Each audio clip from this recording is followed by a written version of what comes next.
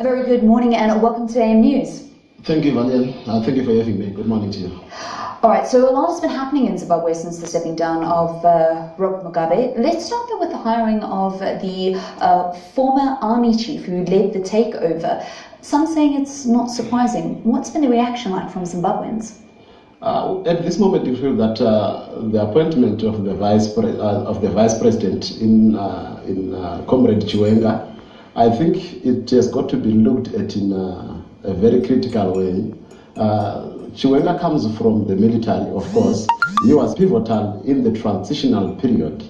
And the transitional period is the one that saw the end of Mugabe's rule, where Comrade Mugabe himself attended his resignation letter. That was a tumultuous moment and a moment that almost got Zimbabwe over the edge. But the way Comrade Chiwenga and the Zimbabwe National Army or the Defense Forces handled the matter was professional. And I think to extend that professionalism into his appointment to serve as a vice president restores the confidence of Zimbabweans in general. We think that our armed forces have always played a pivotal role in maintaining peace, stability, be it in Zimbabwe, the region, and even beyond Africa. You know, we have had moments where our army was deployed on international peacekeeping missions. And all those efforts and the wins, the victories that they have registered is all testament to the ability of the man himself, as he did when he led this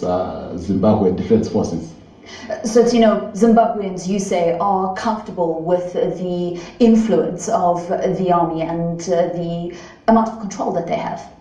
Well, Zimbabweans are divided in opinion, but the majority think that President Emerson Munangagwa understands the direction the country should be taking. The country should take a direction which leads it to economic independence, to political independence. And there is no other right way to do that except for him appointing the people that he sees fit. Zimbabweans are very well aware of that. And you should also note one occasion that was momentous in this whole thing. The coming of President Munangagwa to South Africa at the embassy to interact with Zimbabweans. It was a gathering of more than 5,000 Zimbabweans who came and filled up the embassy residence, and they could not, the rest were actually on the streets. That shows the amount of confidence Zimbabweans have got in the administration of Emerson Munangagwa. Now, looking at his appointments, I think Zimbabweans feel that they've got the right man for the job. And in the military, there is a lot of discipline, and it's not quite odd. It has happened in America, it has happened in Russia, it has happened in Egypt, it has happened even with Paul Kagame. You always want people that are disciplined and people that are able to deliver on the promises of independence. You mentioned the visit to South Africa by President Mnangagwa. Are you optimistic that he is able to lure investors back into Zimbabwe? That was one of the pivotal points as to why he came to South Africa, to lure investors, to say that Zimbabwe is open for business. Okay, one thing that is monumental, as I said, is the amount of confidence Zimbabweans have in the man. So that confidence now translates to investor confidence. Investors would not want to come if the people themselves do not feel confident in their own government. But that was testament to the confidence that we, the people have in the administration of Emerson Munangagwa. Now that trip sums it up, and it also gives another feature of a man who is prepared to find his people and speak to them. The majority of the people that were there are not business people, but these are the ordinary men in the street who wish to interact and who wish to hear from the president as he spoke. And he spoke clearly and without any equivocation and said that Zimbabwe was open for business. We carried the message that Zimbabwe is open for business, and the investors also that were there resonated well with the message. And as you played also the clip which shows the return of white farmers to come and farm in Zimbabwe. Those are white Zimbabweans that were displaced by a harsh system that could not accommodate different views. But we are now finding ourselves, we are now finding each other, from the whites, from the blacks, from the Indians, and saying we want to build our country and make sure that it becomes successful. So those are clear signs of the direction that Zimbabwe is taking. And we are not saying that we are going to be taking people from the land. We are only saying that land has now got to be used productively. And to those that have got more than enough, they should give it away.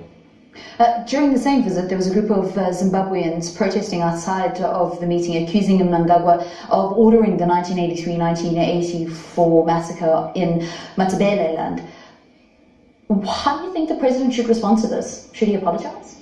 Well, the president actually apologized a long time back on behalf of the government, on behalf of the people that were in power then, even on behalf of his former master, who is Robert Gabriel Mugabe.